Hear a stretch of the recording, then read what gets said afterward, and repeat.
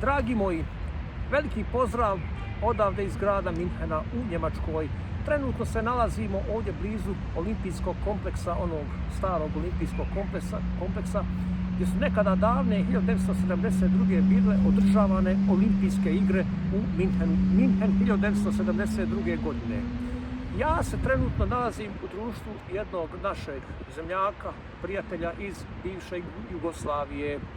On je mene zapratio na društvenim mrežama, pa ja ću sad koristiti priliku da vam ga predstavim. Ajde, predstavi nam se, kako se zoveš? Lijepi dobar dan svima koji nas prate i našeg Muamera koji radi pravi posao. Ja se zovem Srđan Mešković, ovdje sam u Njemačkoj, u Minhenu od kraj 1994. godine.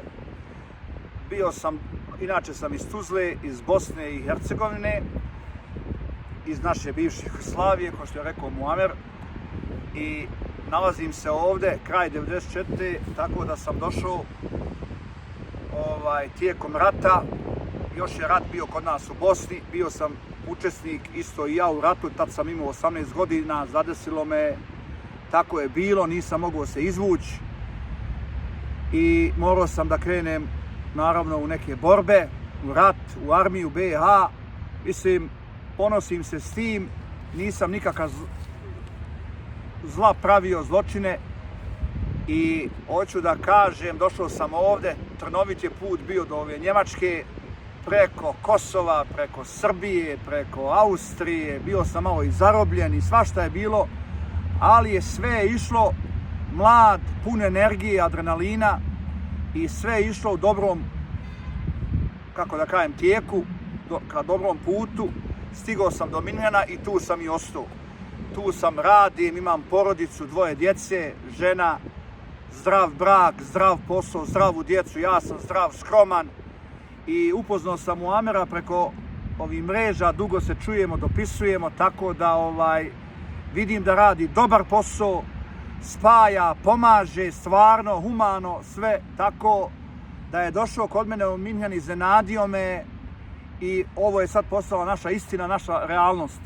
I tako mogu da kažem sve najbolje o njemu i nadam se da ćemo imati više prilika da se vidimo po našoj Bosni, ako treba idemo svugdje zajedno, da spajamo ljude i tako. Da ti meni sad kaži, šta je tebe ovako zaintrigiralo kod mene, pa da ti mene kontaktiraš, pa da mi razmijenimo brojeve telefona, i naravno, i na kraju ti si me opet pozvao, hajde dođi ovdje u Minhen kod mene, da budeš moj gost, i ja sam naravno to vidio kao jednu veliku čast. Da. A inače, pošto si inače i musliman, na stranu to ime što će neko sad Ma dobro, meni je otac musliman, majka pravoslavka.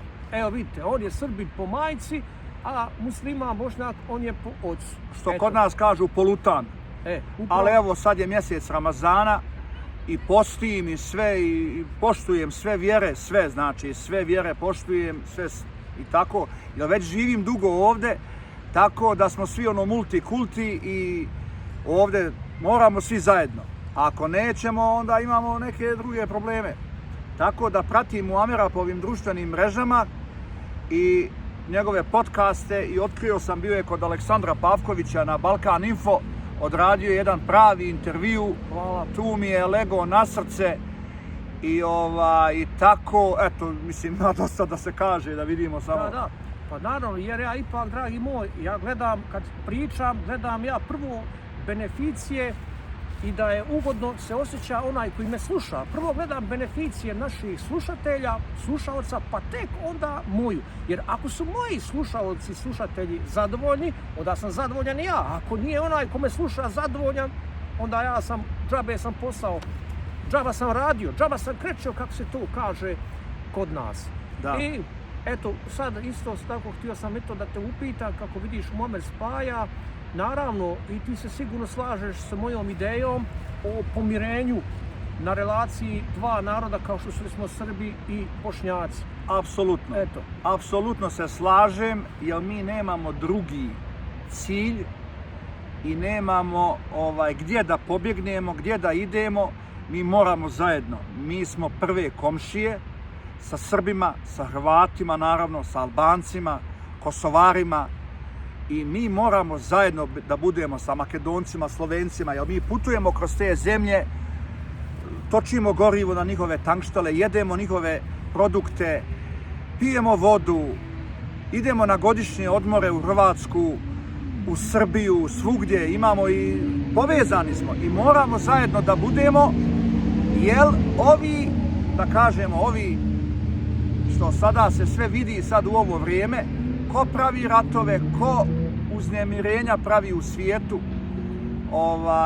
i ko zavađa nas, tajne službe koji su kod nas dole ubačene već davno i ako to mi sada ne shvatimo sad u današnje vrijeme, otiće Boga mi predaleko ove generacije, ova inteligencija, ta KI i ovo sve što dolazi, ljudi će biti tačno ograničeni i neće moći da vladaju sa svojim porodicama, sa svojim prijateljima, sa komšijama, tako da će biti pravi haos.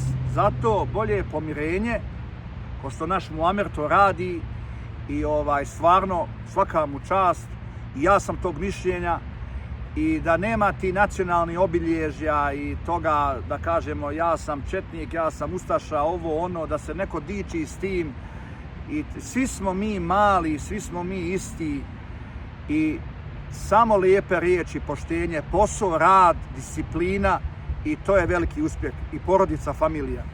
Ovako, meni ovako pojedini ispočitavaju, kažu pa Muamere, ti kaže samo ideš na pomirenje Srbi, Bošnjaci, muslima, ali ne spominješ tu Hrvate.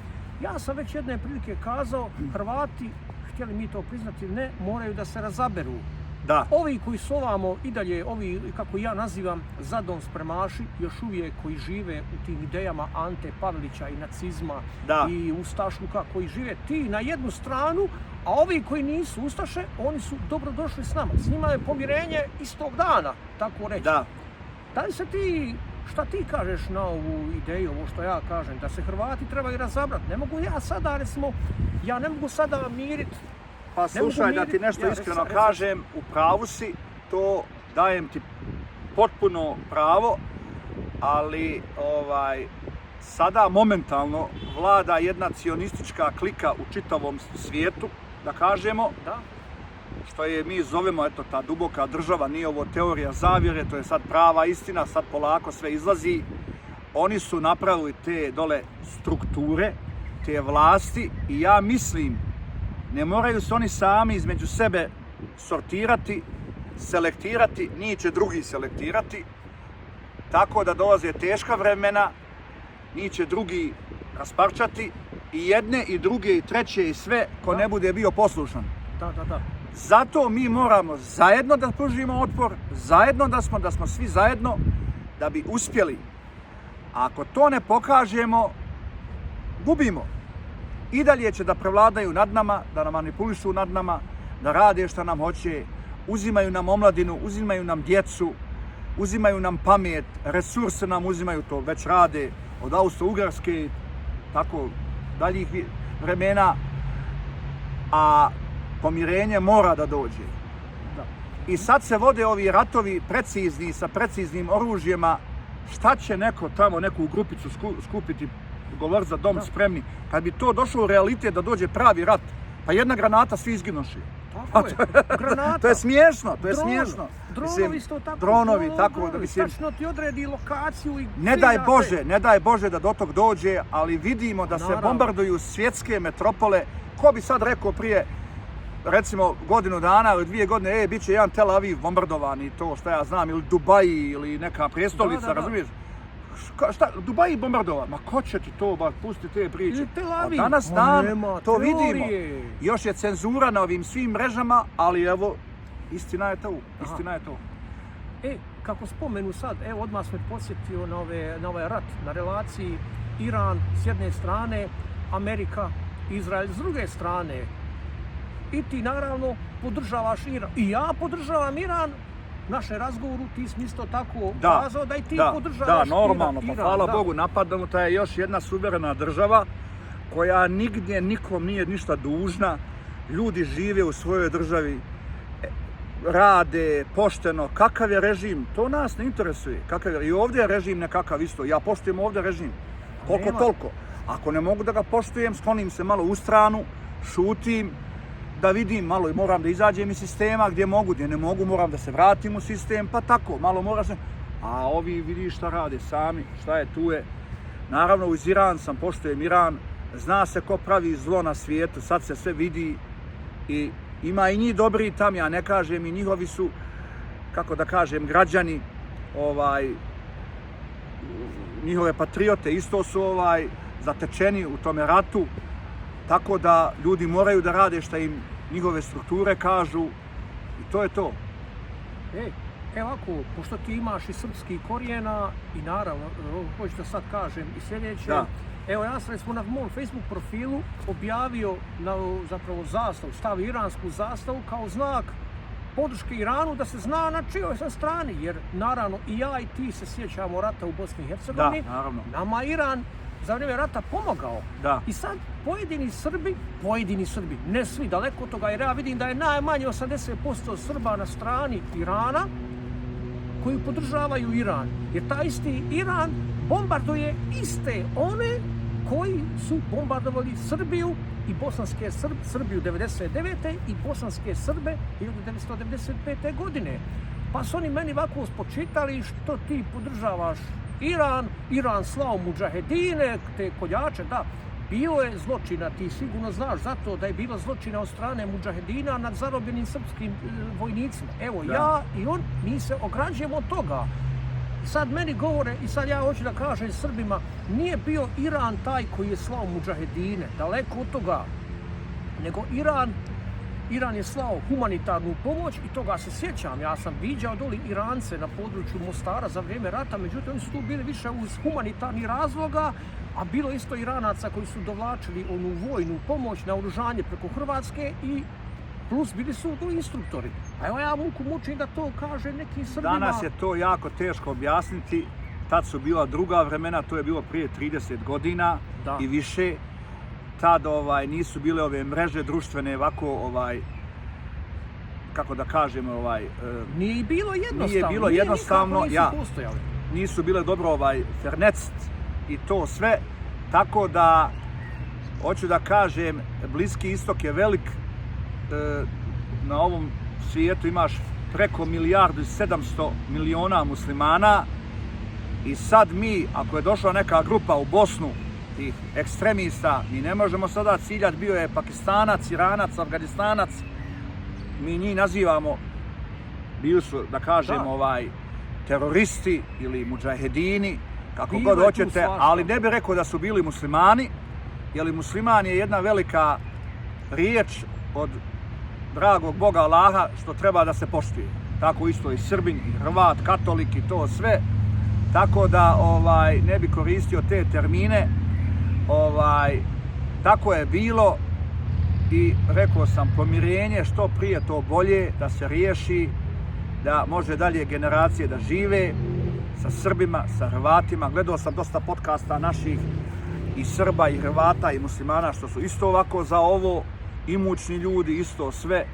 Tako da mi mali moramo da šutimo i da poštujemo. Da, pa ja ovako kažem, kako god govorim Bošnjacima, dobar dio našeg naroda, muslimani Bošnjaci, oni su još uvijek zatočenici u 90. godinama, pogotovo 11. juli 95. Međutim, kako sam vidio, ima i Srba koji su ostali, ima ih i oni koji su ostali zabetonirani u tim 90. godinama.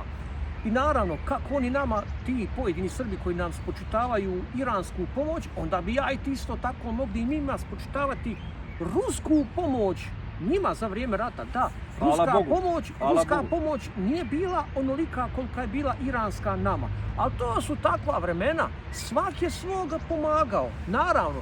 A sad treba da kažemo, i jedni i drugi, pa ne dao Bog da nas ikad iko više pomaže jedni protiv drugih. Sad treba da nas pomažu i Rusija i Iran, da nas pomažu zajednički, kako nas, muslimane, Bošnjake, tako i Srbe, da nas pomognu zajednički protiv zajedničkog neprijatelja. Da, apsolutno si pravo. To ja isto hoću da kažem, evo i koristim opet priliku da kažem da kako Bošnjaci, tako i Srbi treba isto da iziđu pojedini Srbi, kažem, da iziđu iz tih 90-ih, iz tog brloga 90-ih godina i da se gleda u budućnost, da gledamo svijetlu budućnost i da gradimo zajednički život. Da.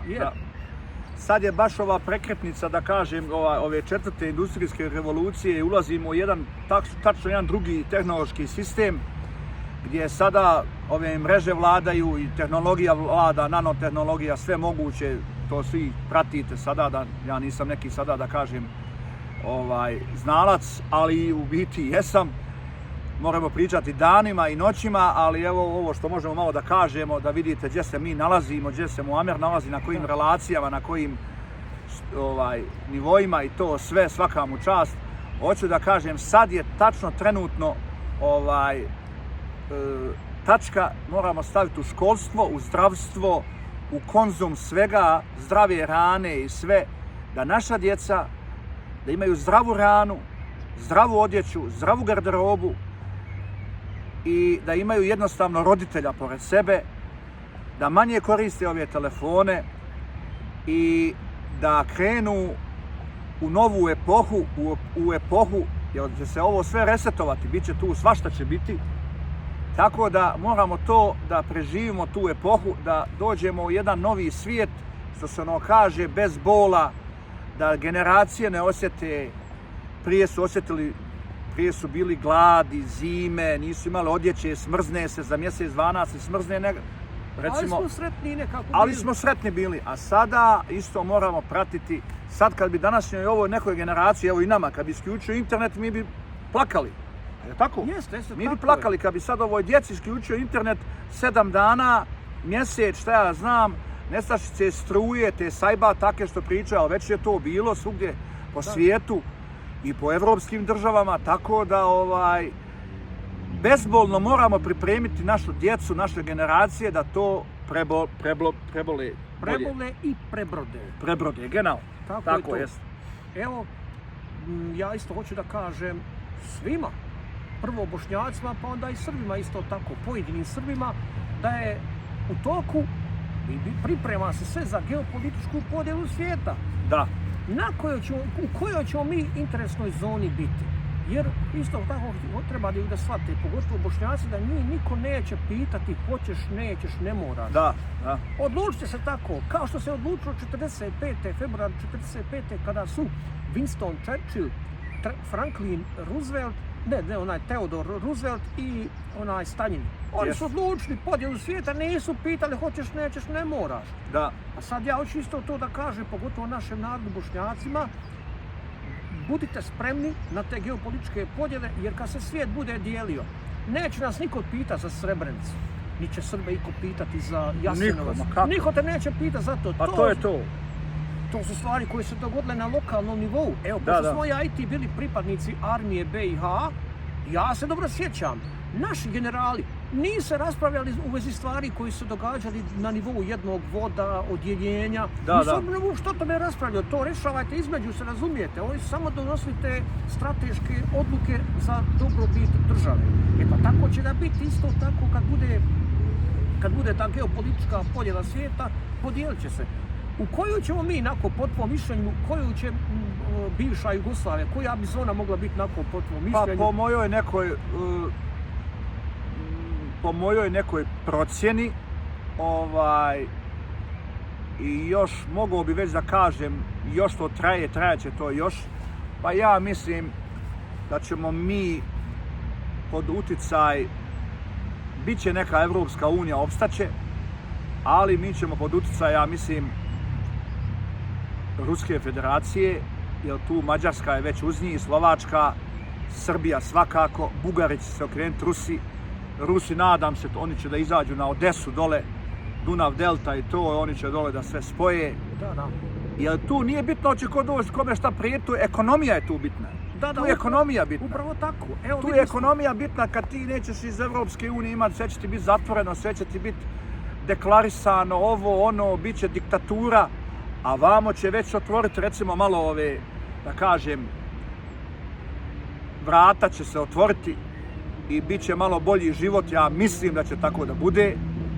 Nadamo se. A ako neko teži za Evropskom unijom, nek bude u Evropskoj uniji. Ja, tako je, ja. Ja to isto, evo ja živim u Evropskoj uniji, meni je ovdje dobro, ja sad mogu da kažem i volim i ne volim Njemačku, ali evo da kažem volim je, naravno tu sam,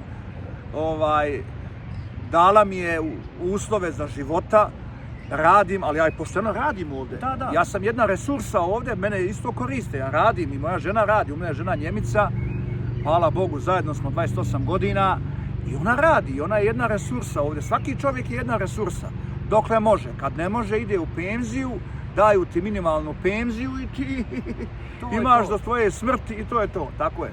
A sad oni ubrzavaju procese, ove penzijske fonde, sve su to potrošili na ta ratišta i ovo i ono, i se sjećate svi u bivšoj Jugoslaviji, ja se sjećam, bio sam Titov još i pionir i to sve, sjećam se, bilo nam je lijepo, dobro, pa dolazi vrijeme Markovića, pa ovo, pa ono, pa su se mijenjale novčanice, pa dinari, pa ovako, pa onako, pa bonovi, pa preko noći su nestale pare ljudima. Tako se može desiti ovdje, zato govorim, moramo biti spremni, moramo biti pametni, moramo biti iskusni, ne da budemo naivni, da nas neko prenese žedna preko vode, a nismo se te vode napili, a nemamo, razumijete šta mislim?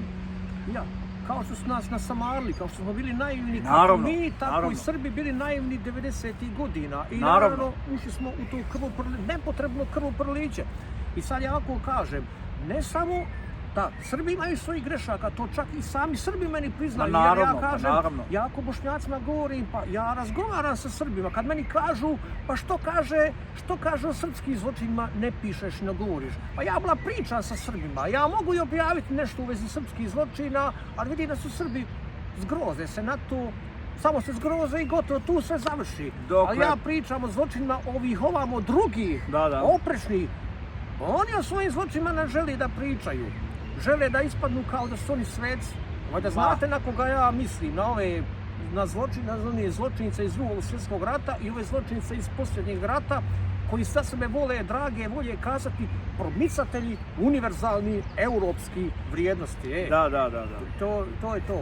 To će uskoro sve da splasne, da kažem, ti se termini više neće koristiti, to će, ja mislim, to će oni sve da svedu na jedan reset na taj nivo i da izbrišu to sve, to će morati, jer budućnosti nema.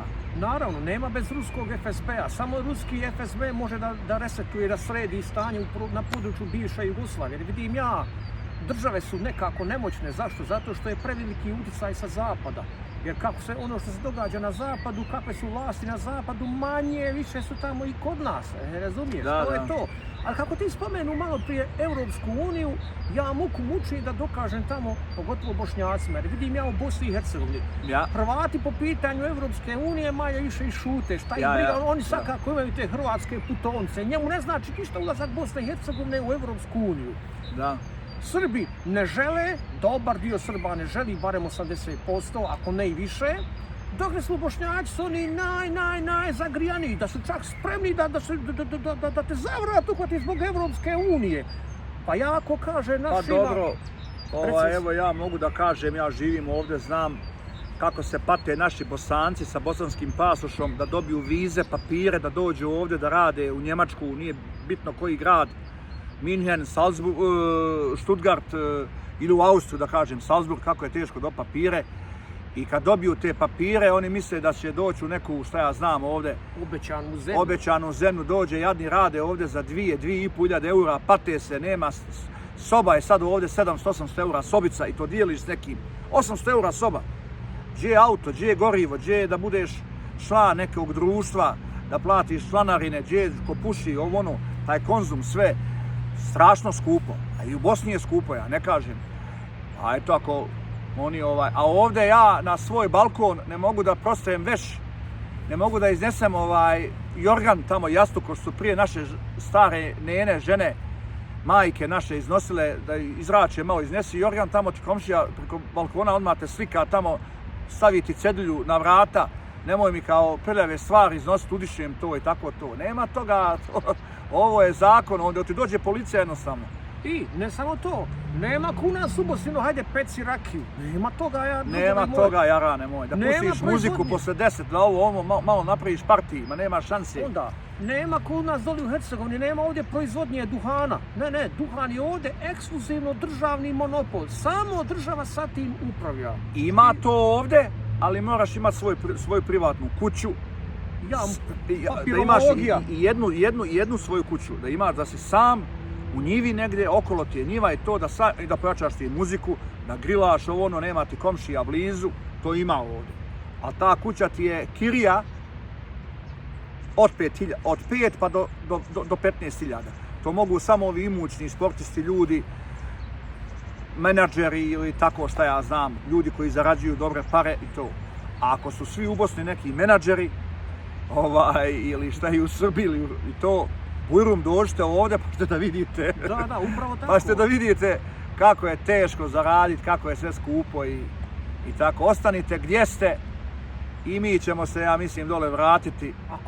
Ako Bog da, pa nek se vratim, što se kaže, i u kovčegu, samo da dobijem svoje mjesto, a ovdje jako teško. Onda šta sam htio isto da kažem, kad ja objašnjavam situaciju Evropska unija i sve to, onda pita ovako naš narod, pogotovo Bošnjake, da li ste vi spremni kad bi Bosna i Hercegovina, ne daj Bože, ušla u Evropsku uniju, a po pitanju ulaska u Evropsku uniju, mnogi miješaju babe i žabe. Nije isto kad ulazi pojedinac u Evropsku uniju, nije isto kad hoće da uđe kompletna država. Pojedinac plati 60-70 eura vize, on to dobije i hajde dođe ovamo i koliko, na 15-20 dana, mjesec dana, u međuvremenu nađe posao i sve to. To je jedno, ja tu nemam ništa protiv. Ali kompletna država Bosna i Hercegovina, ne daj Bože, isto tako Srbija i Crna Gora, prilikom ulaska u Evropsku uniju, tu ti moraš uslova i preduslova da ispuniš, pa da tek onda uđeš. I kad uđeš, šta očekuješ? Jel to očekuješ med i mlijeko na sve strane? Onda isto tako, nakon ulaska, ne daj Bože, uđe u Evropsku uniju, onda, zar misle tamo narodi u BiH da ono što je koštalo, kasnije će ovi političari sa zapada uvjeriti naše političare, znaš, prisvojite vi i euro, jer kad uđete u euro, vi ćete, kao što je nama Romano Prodi u Italiji govorio, kao prisvojite euro, radit ćete jedan dan manje, naplaćivat ćete više. Međutim, mi smo taj euro prihvatili i pa nas je to žestoko koštalo. Sad ja pitam, da li imalo misle tamo narodi da ono što je koštalo 1 marka, da bi to moglo koštati 1 euro? Teško. A Bosna kad bi ušla u Europsku uniju, odmah je to kriterij, mora odmah u NATO. I to je mala zemlja, još bogata resursima. Imamo sve, da kažemo, imamo 3,5 miliona stanovnika, nek imamo 4 miliona stanovnika, nebitno. Ovi što su u dijaspori i sve. Pa šta ćemo onda ako dođe dekret da kaže dajte mi sad jedan kontingent, lupam 20-30 hiljada vojnika, da idu neđe na istočni front ili da idu dole na Bliski istok, a dole sipaju granate i neće oni ići. Oni će guriti prvo nas u prve redove, u prve safove i izginut ćemo i ode ti mladost, ode sve. Evo ti sad ovo u Iranu, što je se desilo, što su ubili tih 185 djevojčica, djece, ženske djece, jeste. Budući majki koje treba da rode još 3, 4, 5 djece i to sve. Oni su odmah ubili 1 milion za mene. Jesu. 1 milion stanovnika su ubili. I koji je to zločin? Zar ne možemo mi da se, ono što smo malo pričali prije, na početku, zar ne možemo mi da se probudimo, da budemo svi zajedno, da se pazimo, da se čuvamo, da stvarno mislimo dobro jedan drugom, bez mržnje, bez nekoga velikoga, uticaja, da jedan drugom, da na drugog pređemo, da otimamo jedan drugom zemljišta, šta ja znam i tako, svašta to se mora napričati, ali jednostavno moramo biti zajedno, patriote biti, i Hrvati moraju biti patriote, i Srbi moraju biti patriote, i mi moramo biti patriote, Bošnjaci. Vjera je vjera, moramo poštovati sve vjere. I onda tu nemaš nikakvih problema, mislim. To ide sve s pjesmom. Sad da te pitam u našem razgovoru, znam da si mi rekao Pitaj da si me. ti jedan veliki podržavaoc Rusije i Vladimira Putina. Evo, kako gledam ovaj video, gledam sebe, gledam rusku zastavu i gledam lik Vladimira Vladimirovića Putina. Ajde, kakva su tvoja ovdje iskustva u Njemačkoj bila? Evo, ja sam tebi govorio da sam ja u Italiji kao rusofil, kao podržavaoc Rusije, da je meni sasvim lagodno u Italiji, nikakvih problema nema.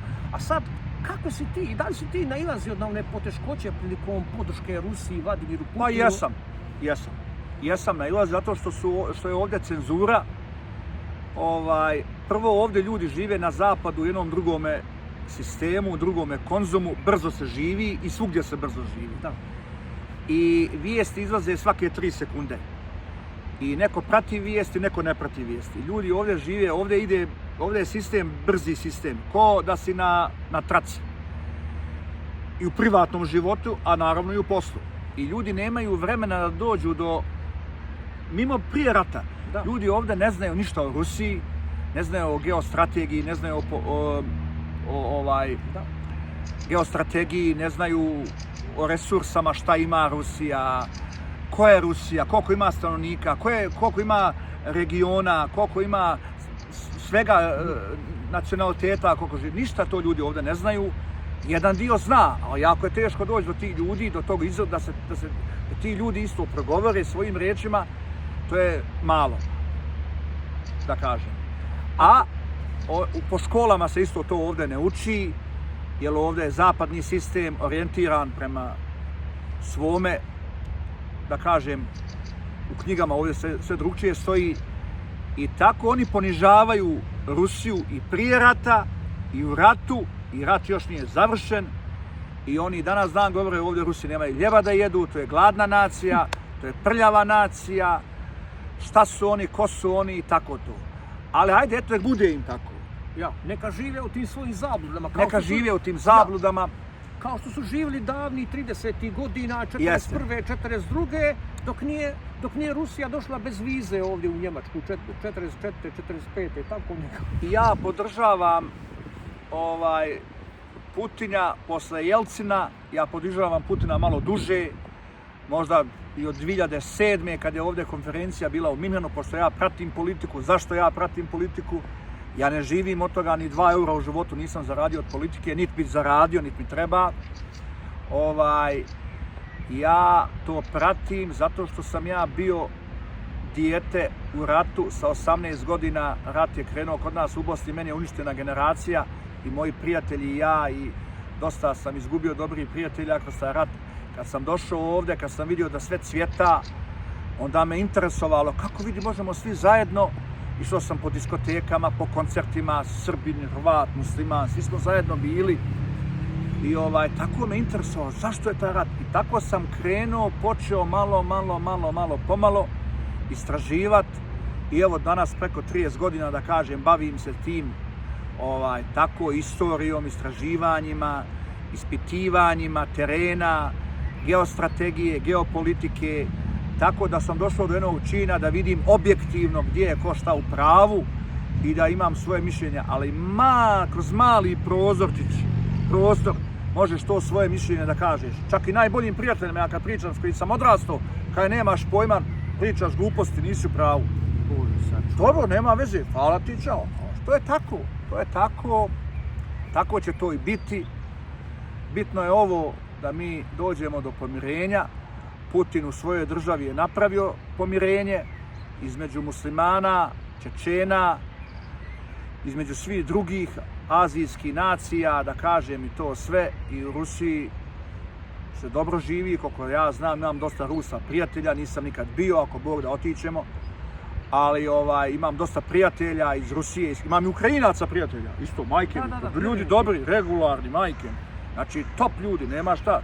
Koji rade sa mnom u firmi, sve, žao im je, ali zna se ko pravi ratove i nadamo se da će se ta klika riješiti. Da, upravo tako. Nadajmo se svi da će se to tako riješiti.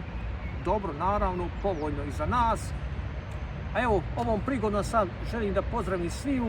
Hvala svima koji će gledati ovaj video, pa nastavljamo do sljedećeg, ako Bog da. Ako kako Bog se da. kaže na ruski, pobjeda bude za Za nami. nami. Ura! Ura! Da zdravstvuj Rasija, da zdravstvuj Putin. Lijepi pozdrav Lijepi pozdrav. Ura! za sve nas. Za sve nas. Budite jaki i pametni. Ćao. Volimo vas.